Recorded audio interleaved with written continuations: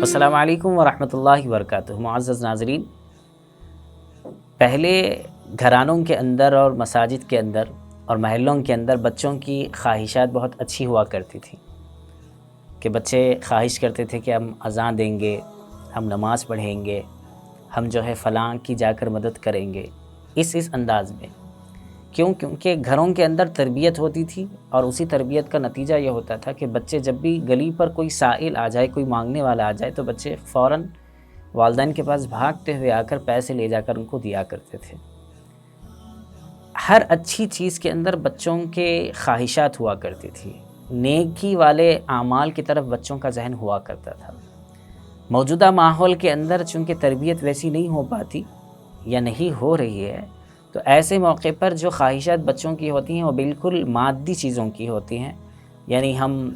Game کھیلنے جائیں گے، ہم دکان جائیں گے، ہم فلاں جگہ گراؤنڈ جانا چاہتے ہیں۔ خیر، اس میں بھی بہت ساری الگ الگ وجوہات ہوتی ہیں۔ ہم یہ نہیں کہتے کہ گراؤنڈ نہ جائیں، ہم یہ نہیں کہتے کہ کچھ دیر کے لیے گیم نہ کھیلیں، لیکن بس کمپیئر کر کے بتانا ہوتا ہے کہ اس وقت میں کیا ماحول ہوا کرتا تھا اور اب کیا ماحول ہو رہا ہے۔ اس وقت ماحول کیوں ہوتا تھا اور اب ماحول ایسا کیوں ہے، یہ دونوں کو اگر ہم دیکھیں ساتھ میں رکھ کر،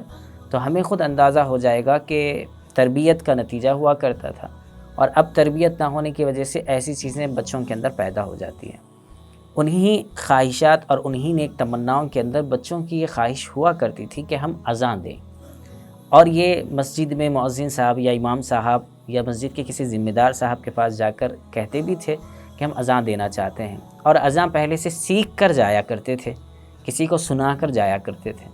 تو وہ چونکہ معلوم ہوا کرتا تھا مؤذن صاحب کو، امام صاحب کو، کہ بچہ اذان دے سکتا ہے، تو لوگ اجازت بھی دیا کرتے تھے۔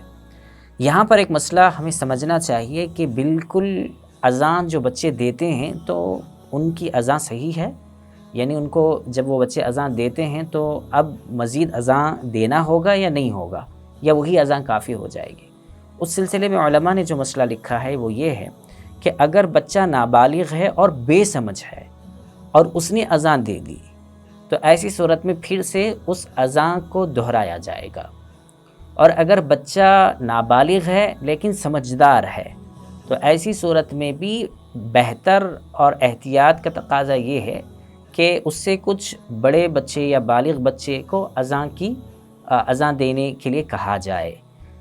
دے سکتا ہے، لیکن بہتر طریقہ یہ ہے کہ اس سے بڑے بچے کو، جو بالغ بچے ہوتے ہیں، ان سے اذان کہلوائی جائے۔ اب رہا مسئلہ ان بچوں کی خواہشات کا، ان کو کیا کریں؟ اگر ایسی خواہش ہوتی ہے تو اس کے لیے مسئلہ یہ ہے کہ ان کو دوسرے اوقات کے اندر اذان کی مشق کروائی جائے۔ ایک ایک بچے کو بلایا جائے اور کہا جائے کہ بیٹا آپ اذان دیں، دیکھنا چاہتے ہیں کہ آپ اذان کیسے دیتے ہیں۔ تو ابھی سے مشق الگ الگ بچوں کی ہوتی رہے، اور کل کو چل کر وہ بچے بالغ ہو جائیں یا وہ کچھ میچیور ہو جائیں، تو ایسی صورت میں اب ان کے لیے کوئی مسئلہ نہیں ہوا۔ جب بھی اذان کے لیے کوئی نہیں ہوں گے، یا مؤذن صاحب کسی جگہ گئے ہوئے ہوں گے، یا مسجد میں کوئی فرد نہیں ہوگا اذان دینے کے لیے وقت پر، تو یہ بچے خود سے اذان دے سکیں گے، چونکہ یہ پہلے سے ٹرینڈ کیے ہوئے ہیں۔